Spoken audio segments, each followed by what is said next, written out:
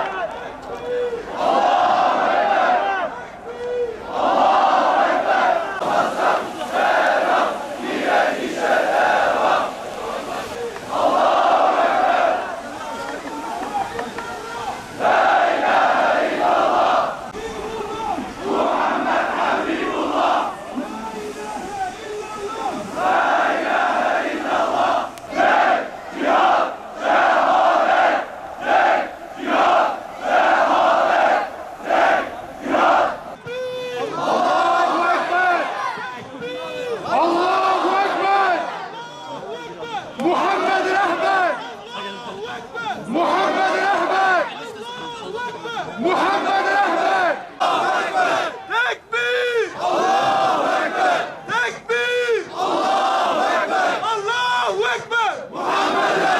Allahu Ekber! Muhammed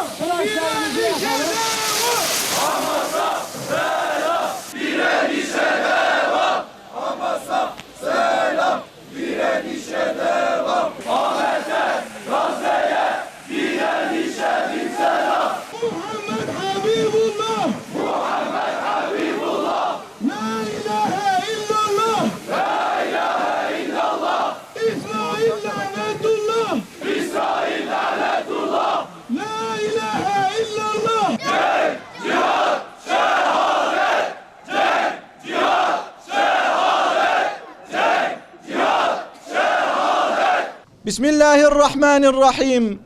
Sübhanellezî esrâ bi'abdihi leylen minel mescidil harâmi ilel mescidil aksâ.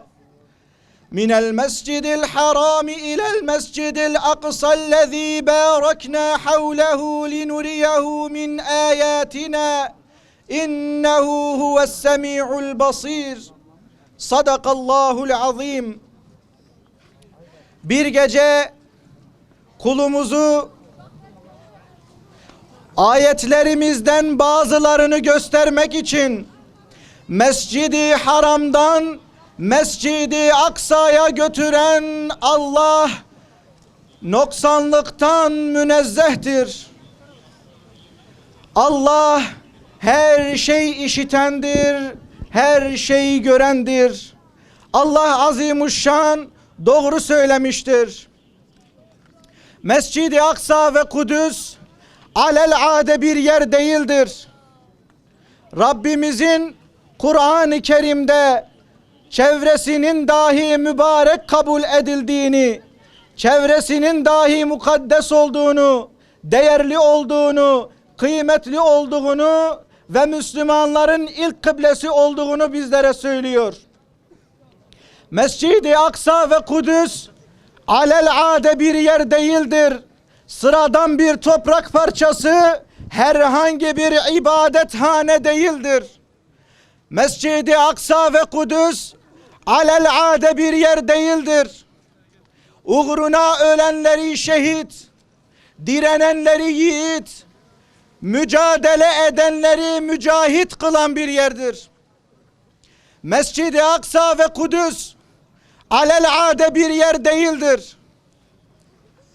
Yaşlı felçli bir amcadan Şeyh Ahmed Yasin'i çıkaran, rantisi Yahya Ayyaş, Yahya Sinvar, Muhammed Dayf ve belki de sıradan bir öğretmen olacak bir insanı Müslümanların tercümanı olan Ebu Ubeyde yapan bir tedrisat mektebidir. Mescid-i Aksa ve Kudüs alelade bir yer değildir. Tarihe bakın. Tarih boyunca Hazreti Süleyman'ın duasının nasıl da vakıada olduğunu göreceğiz.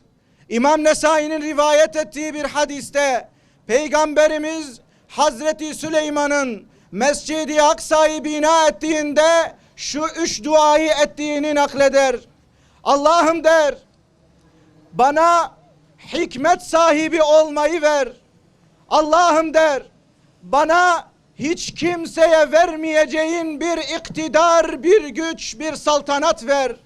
Allah'ım der, Mescid-i Aksa'da bu yaptığımız beytin hürmetine buraya gelip namaz kılanların annelerinden doğduğu gün gibi bütün günahlarının af olmasını diliyorum der.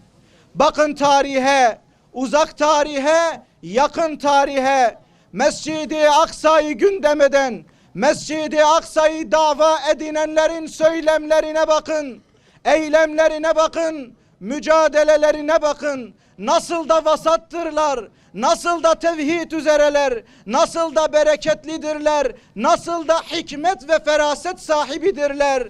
Hazreti Süleyman'ın duasına nasıl da mazhar olmuşlar. Yine uzak ve yakın tarihe bakın. Mescid-i Aksa'yı kendine dava edinen, Mescid-i Aksa'yı dert edinen, Mescid-i Aksa için mücadele eden insanların dünyada her zaman güç olduğunu göreceğiz. Bakın onun için mücadele eden bir avuç kardeşimize tüm dünya müstekbirlerine nasıl da diz çöktürdüler. Ve inşallah 3. duasını da kıyamet günü günahlarımızdan arınmış, dünyada da Mescid-i Aksa'da namaz kılmış bir şekilde gözlerimizle göreceğiz. Muhterem kardeşler, Peygamber aleyhissalatu vesselam şöyle buyuruyor. Diyor ki Mescid-i Aksa'ya gidip namaz kılamayacaksanız da oradaki Müslümanların kandillerine yağ dahi olsa gönderin. Oradaki Müslümanların kandillerine bir ateş olacak, bir yakıt olacak bir şey dahi olsa gönderin. Bizler de bugün böylesi mübarek müstesna bir vakitte duamızla da olsa maddi ve manevi bir şekilde oradaki Müslüman kardeşlerimize destek olmamız gerektiğini bilerekten hareket ediyor ve etmemiz gerekiyor.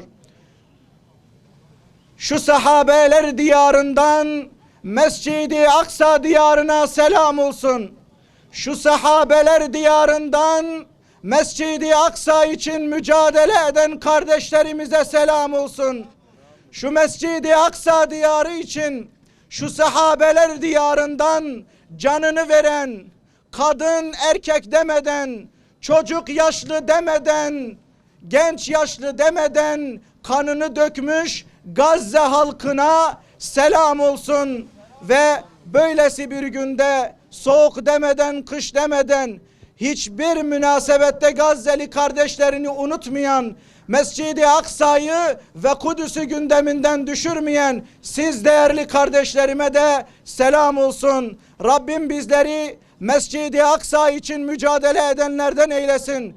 Rabbim bizleri Mescid-i Aksa'ya sırtını dönenlerden eylemesin. Rabbim bizleri Mescid-i Aksa için mücadele eden kahramanların hasmı kılmasın. Rabbim bizleri Mescid-i Aksa'da namazda buluştursun.